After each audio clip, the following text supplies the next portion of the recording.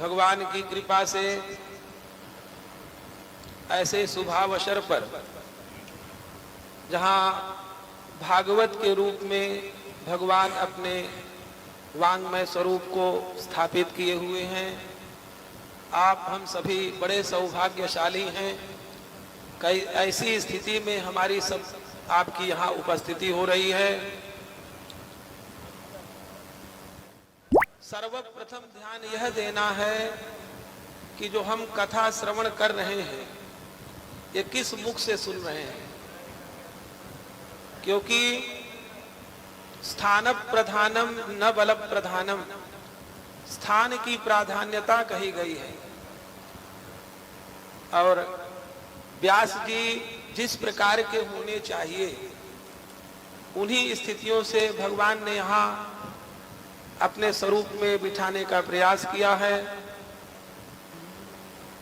इनके मुख से निकली हुई कथा सुनिश्चित में आप सबके हृदय में बैठे हुए उन परम पिता परमात्मा को अवश्य में प्रसन्नता का स्थिति में पहुंचाने का प्रयास करेंगे।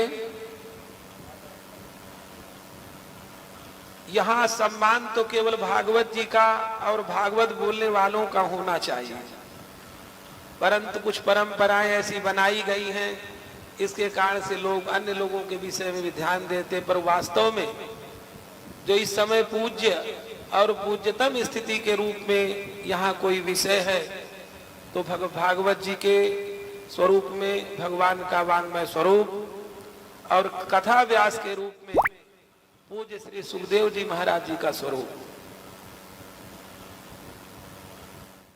अधिक कहने की आवश्यकता नहीं है। इन भागवत आदि के माध्यम से हमने अपने जीवन में कोई ऐसे मार्ग निकालने चाहिए जिससे सुगमता पूर्वक हमारे जीवन की यात्रा पूरी हो जाए और हमारा समय भी सार्थक हो जाए।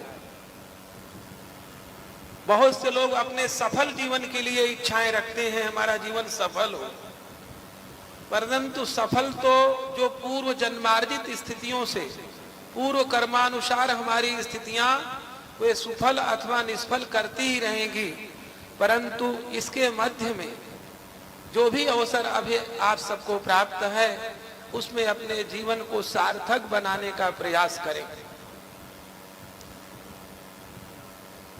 किसी नीतिकार ने श्लोक लिखा है, अजरा अमरवत प्राज्ञ। प्राज्ञ माने बुद्धिमान व्यक्ति, अपने को अजर और अमर समझ करके विद्याम अर्थं च चिंतयेत्, विद्या और अर्थ का चिंतन करता रहे। परंतु वह विद्या कौन सी है? बोले सा विद्या या विमुक्तये, विद्या वही है जो मुक्ति प्रदान कर सके। और हमारे विचारों से जितना हमने सीखा है उन विचारों का जो निचोड़ है वो यही है कि भागवत से बढ़कर हमारे लोगों को इस संसार में पार कराने का दूसरा इनसे उचित मार्ग अधिक नहीं है। तो वो ये विद्या है जो आपको, जिस लिए आपका जन्म हुआ है, उस जन्म को सार्थक बनाते हुए आपके वास्तविक पद को प्रदान कर सके। नहीं तो ध्यान रखिए, यदि इन स्थितियों में हम नहीं रहेंगे, ये मंडली बड़ी धन्यवाद की पात्र है कि कितने बढ़िया आयोजन को इन्होंने स्थिति दी। आप ये मत सोचिए यहाँ बहुत भीड़ है, बहुत भीड़ नहीं है। भगवान को जितने स्वरूपों से इस कथा को श्रवण करना उतने से ही वो सुनेंगे। कम और अधिक होने का कोई विशेष भगवान के उसमें विषय नहीं रहता। और नहीं तो क्या होगा? बोले गृहीत युवकेशेषु मृत्युना, मृत्यु के द्वारा हम सभी के बाल पकड़े जा चुके हैं, सुनिश्चित हमारी मृत्यु है। तो इसलिए मृत्युना तो क्या करे? बोले धर्म माचरेत, धर्म का आश्रय ले। धर्म आश्रय क्या है? देखिए, एक तो पितृपक्ष चल रहा है और आपको व्यास भगवान ने प्रथम दिवस ही कथा श्रवण कराई होगी कि इस भागवत के भीतर जो महात्म के चौथा और पांचवा अध्याय जिसमें धुंधुकारी की कथा आती है, उस कथा में की सबसे बड़ी विशेषता है किसी भी प्रकार की कहीं भी कैसी भी स्थिति में यदि प्रेत की बाधा हो तो उन 2 अध्यायों का यदि नित्य प्रति हम इस पितृपक्ष में पाठ कर लें तो समस्त वो बाधाएं समाप्त हो जाती हैं।